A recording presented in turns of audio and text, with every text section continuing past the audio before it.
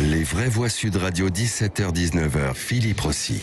Les vraies voix sur Sud Radio, voici le grand débat des vraies voix, un conseil de défense sur la crise sanitaire qui s'est tenu ce matin. Jean Castex qui reçoit en ce moment les forces politiques, les partenaires sociaux à Matignon, avant un deuxième conseil de défense prévu demain matin pour faire face à la deuxième vague de Covid. 3 pistes envisagées par l'exécutif, voilà 3 scénarios. Un confinement généralisé tout d'abord, des confinements locaux dans les villes où le virus circule le plus, ou bien alors une extension, un durcissement du couvre-feu. À quel scénario vous attendez-vous dans les prochains jours? Vous votez sur les réseaux sociaux. Pour l'instant, c'est à une majorité de 40% d'auditeurs qui pensent plutôt à un durcissement du couvre-feu. Le 0826 300 300 pour intervenir à l'antenne. Venez débattre avec nous. On va vous écouter dans un instant. Tiens. Un reconfinement attendu en France dans les prochains jours. Je suis dans une colère noire. Le gouvernement étudie un possible reconfinement des Français alors que l'épidémie de Covid ne cesse d'augmenter. Qu'est-ce que vous voulez que je vous dise là? Si je continue, je sens que je vais taper sur la table. Parmi les options, un reconfinement général, un reconfinement local là où le virus explose ou encore à des reconfinements locaux adaptés avec un durcissement du couvre-feu à partir de 19h. Maman, je crois que ça va être encore une année compliquée. Sud Radio, les vraies voix. Le débat est ouvert. Allez, on en débat avec nos vraies voix. Philippe Bilger, Céline Pina, Nadir Kaya et notre invité Yves Buisson, épidémiologiste, président de la cellule de veille sur le Covid-19 à l'Académie de médecine. Bonsoir Monsieur Buisson.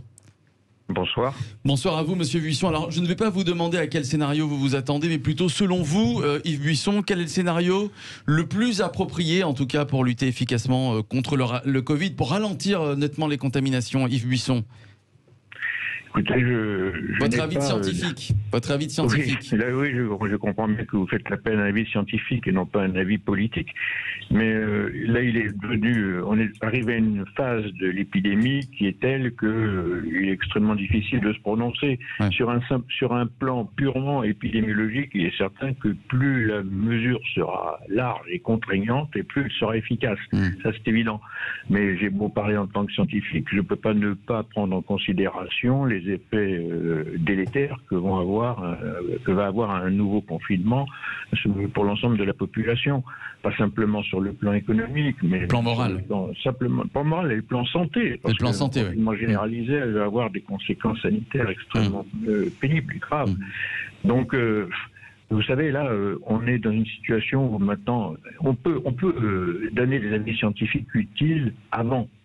En prévention. La prévention, eh bien, manifestement, les messages de prévention n'ont pas été suffisants, n'ont pas été suffisamment écoutés, ou n'ont pas été suffisamment compris, n'ont pas été suffisamment appliqués. Maintenant, on est dans la situation pré-catastrophe dans laquelle on est obligé de recourir à des méthodes extrêmes. Je crois que là, on sait quelles sont les méthodes qui marchent. Il faut empêcher. On va dire le mot, c'est le confinement, hein, Yves Buisson, c'est ça. Hein. Bah oui, la méthode la plus efficace, très contraignante, c'est le confinement, tout simplement. Il ne faut pas se voiler la face. Ouais.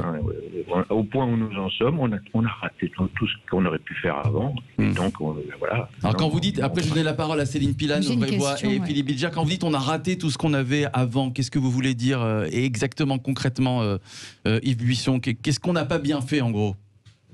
Qu'est-ce qu'on n'a pas bien fait? Médicalement, bien sûr. Mais médicalement, on a couru après le virus et après sa circulation au lieu de la précéder.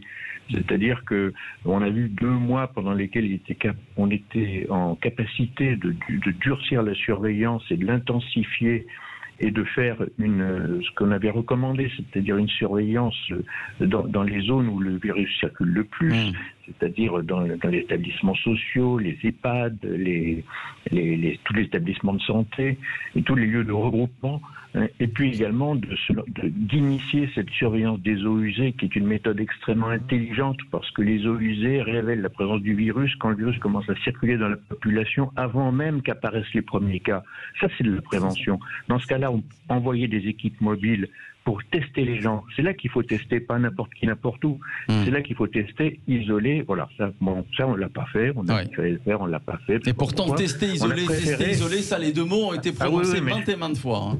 Ça, on a fait de l'incantation. Voilà. Je suis d'accord avec vous, mais les gestes utiles, on ne les a pas faits. Philippe Bilger. Ce qu'on a fait, en revanche, c'est qu'on a ouvert large à manu les tests RT-PCR à tout le monde, sans passer par un médecin. On a mis de côté les médecins généralistes, ce qui est une grave erreur qu'on avait déjà commise pour la pandémie de 2009, pour la pandémie de grippe.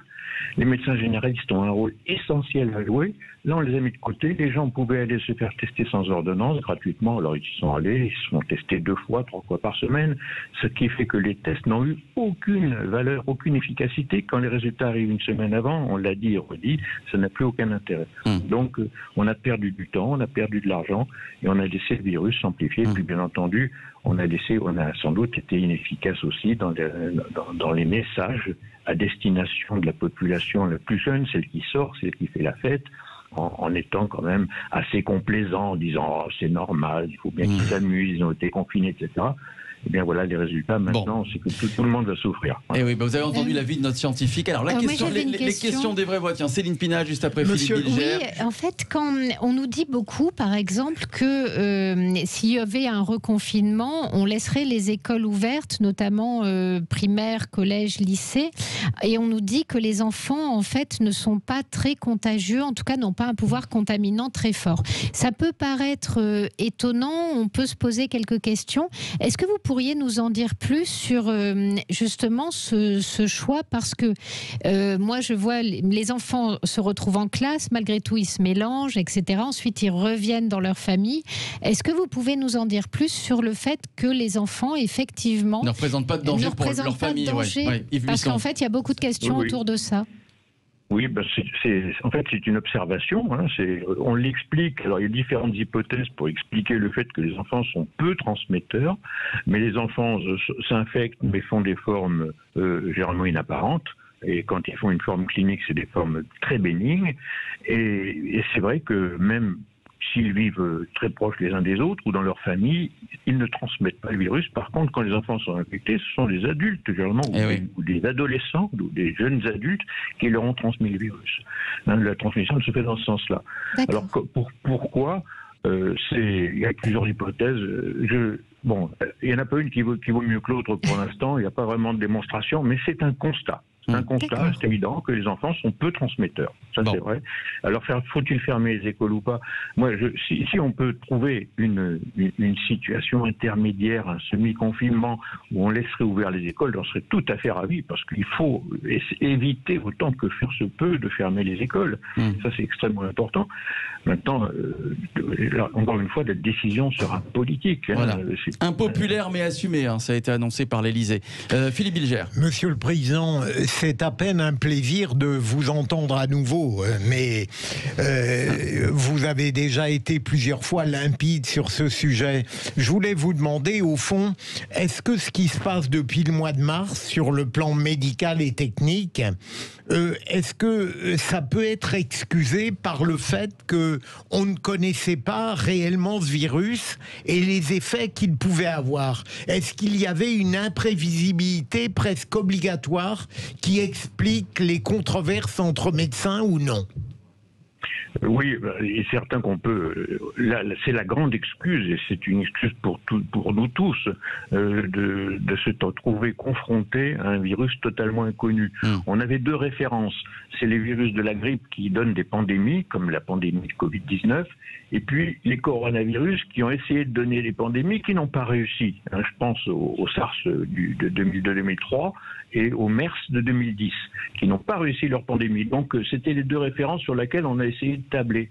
Et en fait, on s'est trompé effectivement, parce que c'était les seules comparaisons dont nous disposions, par exemple sur le fait que quelqu'un d'asymptomatique pouvait être contagieux. Du temps du SARS, ça n'existait pas. Seuls étaient contagieux les personnes qui présentaient des symptômes. Donc on est parti un peu sur cette idée. Et c'était une fausse idée, puisqu'on sait maintenant que c'est dans les 2-3 jours avant le début des symptômes que les gens sont déjà contaminés et contaminants. Et que les personnes asymptomatiques peuvent contaminer également leur entourage. Eh bien ça, on l'a découvert avec le temps. On l'a découvert effectivement que les personnes à risque, c'était les personnes de plus de 60 ans et les comorbidités. On a découvert que les enfants étaient très peu à risque, comme je venais de le dire. On a découvert toutes sortes de choses sur la transmission du virus, sur ses capacités de résistance dans le milieu extérieur, sur sa transmissibilité par les aérosols. Donc tout ça, on découvre de proche en proche, mais enfin, il y a quand même eu des controverses qui n'étaient pas justifiées, qui reposaient soit sur une méconnaissance, soit sur l'expression de certains égos qui étaient un peu surdimensionnés. Pensez à Didier Raoult, par exemple. Voilà. Je n'ai pas prononcé. D'accord, très bien, on a compris. Nadir Kaya, une question. Moi je voulais poser une question assez simple à monsieur, le spécialiste. Est-ce qu'aujourd'hui vous connaissez suffisamment ce virus pour prévoir un vaccin proche ? Parce que c'est vrai que c'est la question qu'on se pose ce serait tous la un petit peu, délivrance, parce que voilà, aujourd'hui on est dans une situation assez difficile. Oui. On le connaît de mieux en mieux, mais la question du vaccin, justement parce qu'on le connaît de mieux en mieux, que le vaccin ne sera pas très proche. J'espère qu'on aura un vaccin comme tout le monde, ou plusieurs peut-être, et ce sera encore mieux. Ouais. Mais les coronavirus en général, on les connaît, et ceux qui les connaissent beaucoup mieux que les médecins, ce sont les vétérinaires, parce qu'il y a beaucoup de coronavirus qui affectent les animaux, soit les animaux domestiques, soit les animaux d'élevage.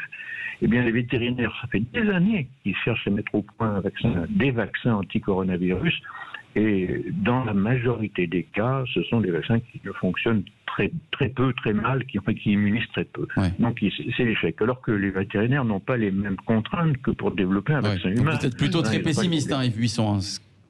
Voilà, non, donc c'est la raison pour laquelle il y a beaucoup d'équipes dans le monde qui travaillent. Il y a plus de 150 pistes qui sont suivies, des candidats vaccins. Il y en a plusieurs maintenant qui sont entrés en phase 3, donc c'est la dernière phase sur plusieurs milliers de personnes. Il y a plusieurs types de vaccins qui sont développés. Alors il y a deux axes. Il y a soit des vaccins qui vont empêcher de faire des formes graves et empêcher d'aller en réanimation et de mourir. Et puis il y a d'autres vaccins qui vont empêcher d'être porteur du virus et de le transmettre. Pour l'instant, on serait peut-être plus efficace pour la première solution. Mais ça veut dire aussi qu'on mourra peut-être moins avec les vaccins qui seront développés, qui vont bientôt sortir l'année prochaine. Un peu comme pour le sida. Mais ça n'aura pas d'efficacité épidémiologique. Ça n'empêchera pas le vaccin de se transmettre. Et il y aura toujours des gens en réanimation, j'imagine, et les hôpitaux quasi saturés. Allez, on va poursuivre le débat dans quelques instants. Tiens, restez avec nous, Yves Buisson. Emmanuel Macron qui devrait s'adresser aux Français demain et annoncer de nouvelles restrictions. Impopulaires mais assumées, dit-on à l'Elysée. 3 pistes à l'étude, nouveau conseil de défense demain. Et ces 3 pistes à l'étude, donc confinement généralisé, confinement locaux ou couvre-feu renforcé. À quel scénario vous attendez-vous? Vous continuez de voter sur les réseaux sociaux. Et le 0826 300 300, c'est le numéro du standard de Sud Radio pour intervenir à l'antenne et débattre avec nous. Je vous dis à tout de suite. Les vraies voix Sud Radio, 17h-19h, Philippe Rossi. Retour des vraies voix sur Sud Radio avec Nadir Kaya, notre vraie voix ce soir, Céline Pina, Philippe Bilger, l'épidémiologiste Yves Buisson qui est avec nous. Yves Buisson qui préside la cellule de veille sur le Covid-19 à l'Académie de médecine. On poursuit notre grand débat. Conseil de défense sur la crise sanitaire ce matin à l'Elysée. Emmanuel Macron qui devrait s'adresser aux Français demain dans la journée ou alors demain soir. Il devra annoncer de nouvelles restrictions impopulaires mais assumées. C'est ce qu'a fait savoir l'Elysée aujourd'hui. 3 pistes à l'étude, 3 scénarios. Il y aurait donc un nouveau conseil de défense généralisé, demain pour décider soit d'un confinement généralisé, soit de confinements locaux ou alors de couvre-feu renforcé. À quel scénario vous attendez-vous? Vous votez sur les réseaux sociaux pour le moment à 42%. Vous faites toujours le choix d'un renforcement et d'un durcissement du couvre-feu.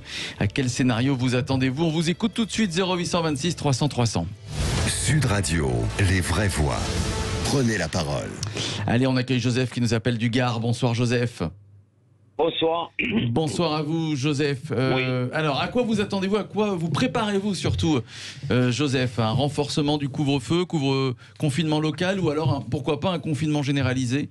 Bon, déjà, pour être honnête, moi, Macron, excusez-moi, notre président, moins je le vois à la télé, moins il fait des réformes, des restrictions, mieux je me porte.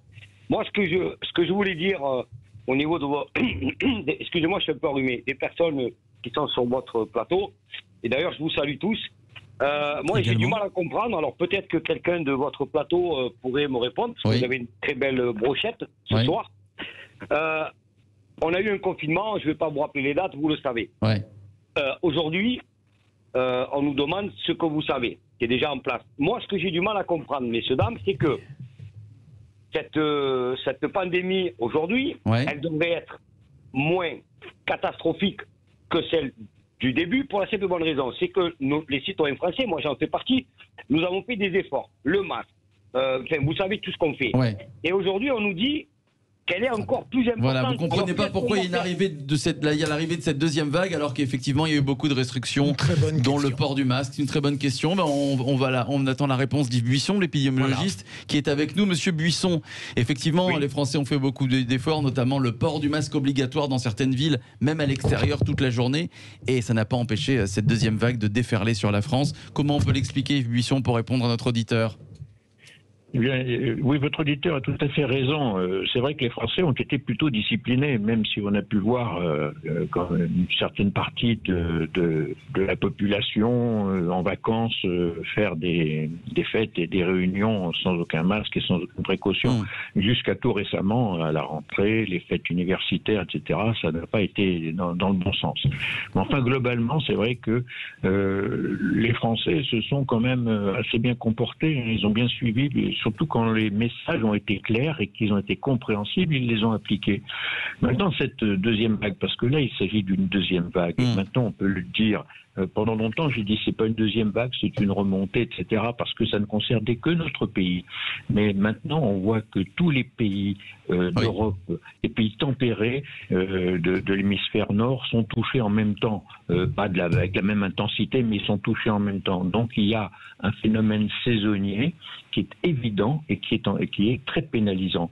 Ce qui nous a aidés, bien sûr, les Français ont porté les masques, du moins un certain nombre ont porté le masque, se sont lavé les mains et ont toussé dans des mouchoirs à usage unique. Mais c'est l'été qui est arrivé. L'été, donc, avec la chaleur, avec l'humidité, eh bien, le virus circule beaucoup moins. On sait aussi que lorsque ce virus qui est saisonnier, lorsqu'arrive la saison froide, et ça on l'avait annoncé dès le mois de et médecine avait recommandé d'intégrer dans les paramètres de modélisation mathématique de l'épidémie le facteur saisonnier. Parce que à partir du mois de septembre, on avait recommandé d'être extrêmement vigilant, de mettre en place pour le mois de septembre des dispositions renforcées pour contrer une reprise épidémique. Ça n'a pas été fait. Ça n'a pas été fait au mois de septembre. Ça n'a pas été fait comme non.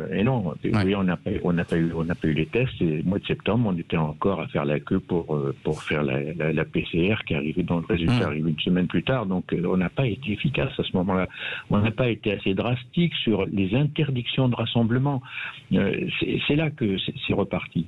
Bon, de toute façon, ça serait reparti. Regardez tous les pays européens, ils sont plus ou moins touchés, mais certains moins que nous. Nous, on est quand même largement les plus touchés. Alors, on aurait dû serrer la vis plus tôt, c'est ce que vous voulez dire, dès le début septembre, après l'été. Absolument, parce qu'on a mal intégré le facteur climatique, et puis ce que l'on voit, c'est que avec l'hiver, il n'y a pas que la Covid, il y a la grippe, il y a les infections respiratoires saisonnières des enfants et des jeunes adultes. Donc tout ça va s'ajouter, et c'est un facteur vraiment péjoratif. Yves Buisson, vous avez le sentiment de ne pas avoir été entendu par le gouvernement lorsque vous avez alerté, lorsque vous avez fait des recommandations? Certaines de nos recommandations ont été suivies, peut-être pas tout de suite, mais enfin, on a recommandé le port obligatoire du masque dès le 2 avril. Vous voyez que le port obligatoire du masque, il est arrivé fin août. Donc, il a fallu un certain temps pour qu'on soit entendu, mais ça finit par arriver. Mais d'autres recommandations, comme justement celle qui concernait la prise en compte du facteur climatique et l'annonce qu'il fallait ne pas attendre que la deuxième vague et faire ce qu'il fallait avant que la deuxième vague arrive, parce que la deuxième vague, elle pendait au nez, eh bien, on a espéré que peut-être elle ne serait pas si grave que ça, que peut-être même elle n'arriverait pas. Je crois que... Alors, je sais que c'est difficile de gouverner parce qu'on ne peut pas maintenir une population entière dans l'angoisse d'une nouvelle reprise pandémique, mais il faut quand même regarder les choses en face, et c'est souvent beaucoup plus difficile après de traiter, de guérir que de prévenir. Bon, juste pour finir, Yves Buisson, le couvre-feu qu'on vit en ce moment, qui va peut-être être durci, est-ce qu'il est vraiment efficace ou pas? Parce que là aussi on entend tout et son contraire.